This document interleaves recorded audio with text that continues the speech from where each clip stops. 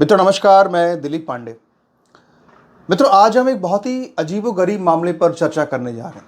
मतलब ऐसा विचित्र मामला मैंने अपने जीवन में कभी नहीं देखा और शायद आपने भी अपने जीवन में कभी नहीं देखा होगा। तो अक्सर हम ये सुनते हैं कि मोहम्मद को अल्लाह के संदेश आया करते थे।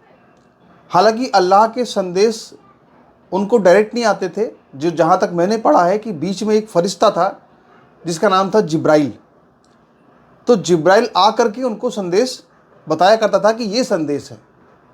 लेकिन अब गुजरात में एक ऐसा मामला सामने आया है जहाँ पर कि एक मुसलमान व्यक्ति है और वो ये दावा कर रहा है कि उसको अल्लाह की तरफ से संदेश आ रहा है।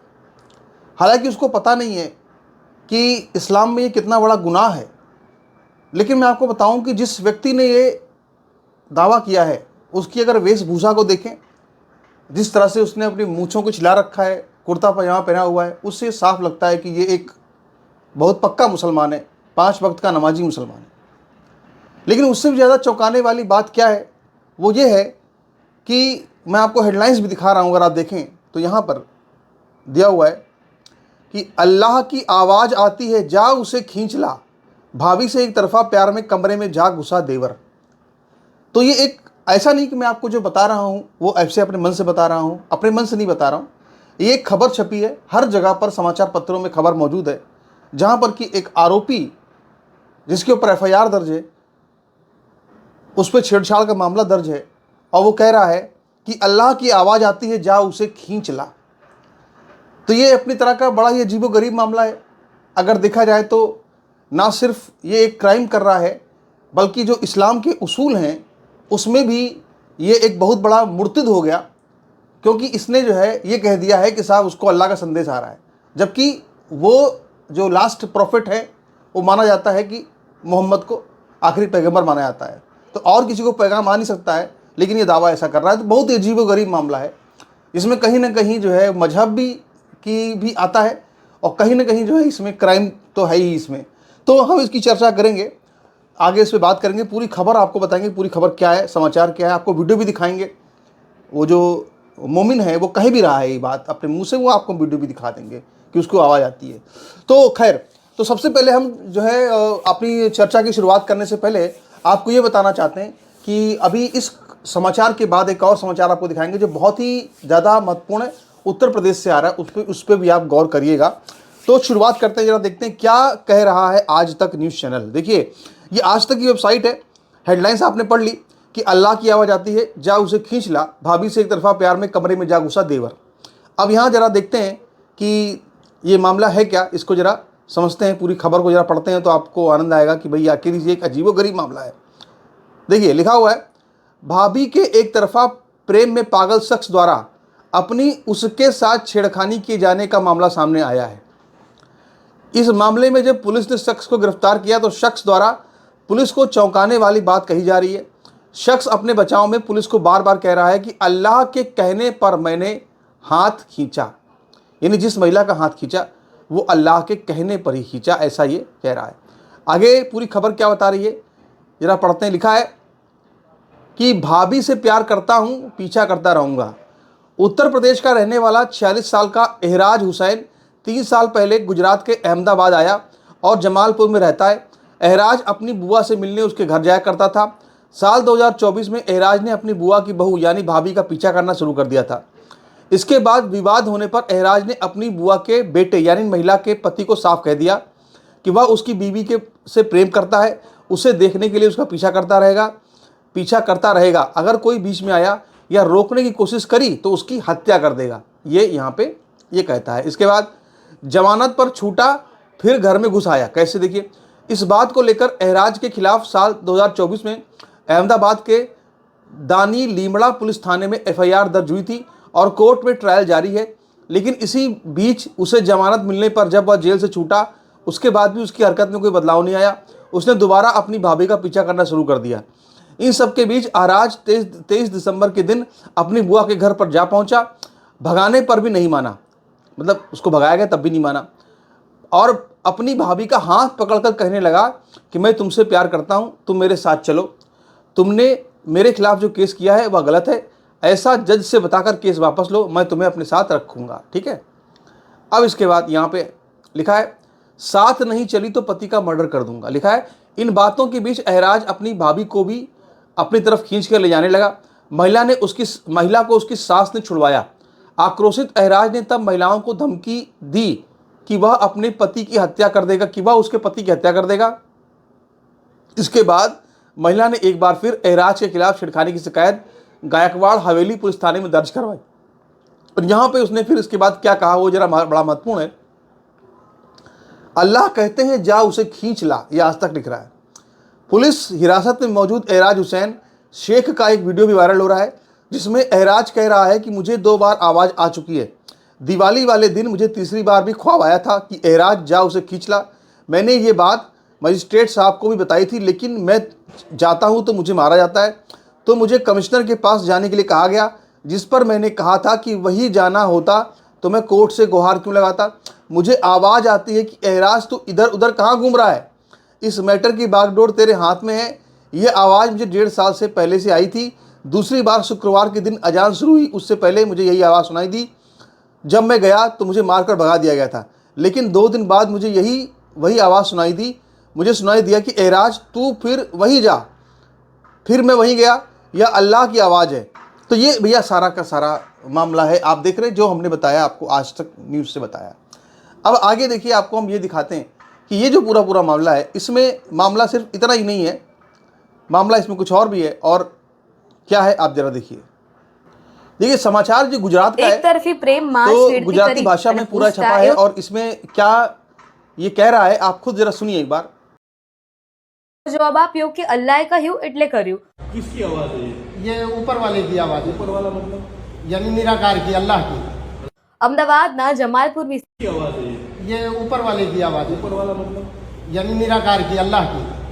અમદાવાદના જમાલપુર વિસ્તારમાંથી એક ચોંકાવનારો अब आप जरा देखिए इसमें कि इस पूरे व्यक्ति की साफ साफ कह भी रहा है कि अल्लाह की आवाज़ आती है, ऐसा ये बता रहा है।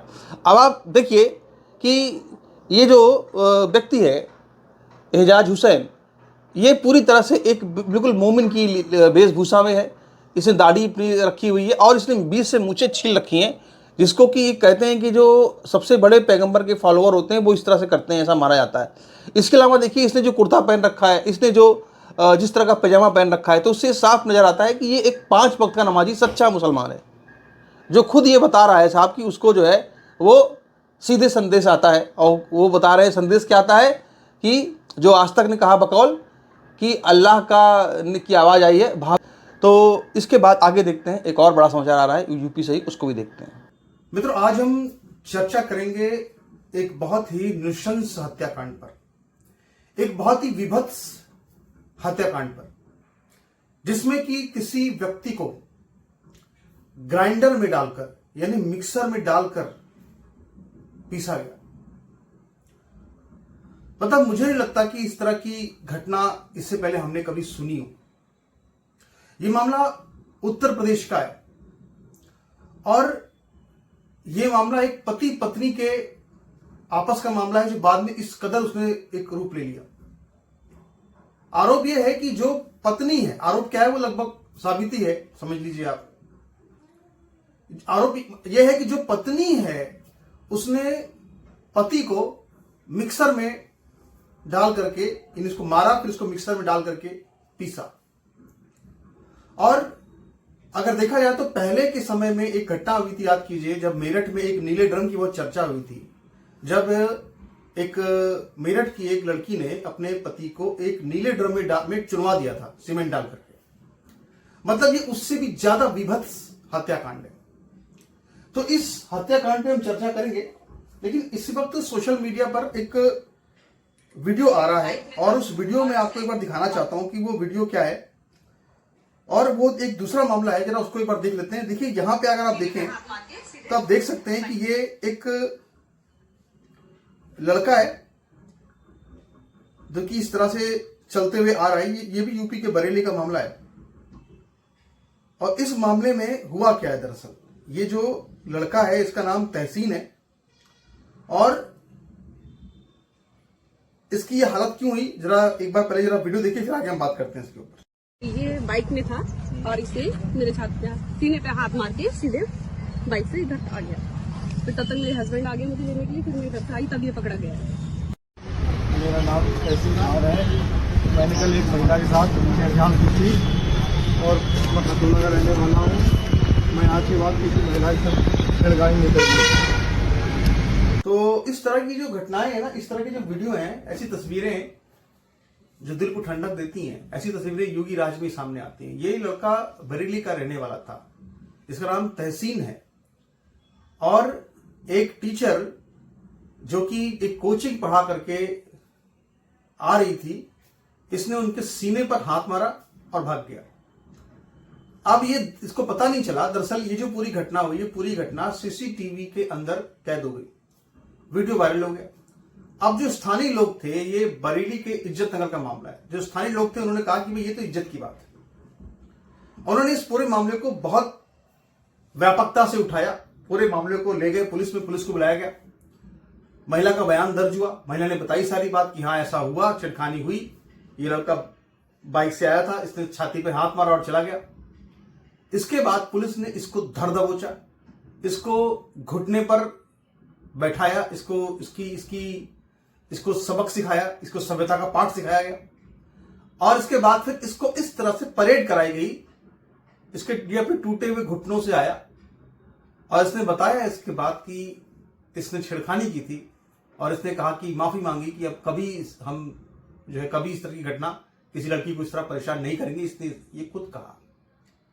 अब बहुत से लोग, अब जो तमाम जो रवीश वगैरह हैं, इन लोगों को तो दुख होता है सब देख करके, वो अलग की बात है।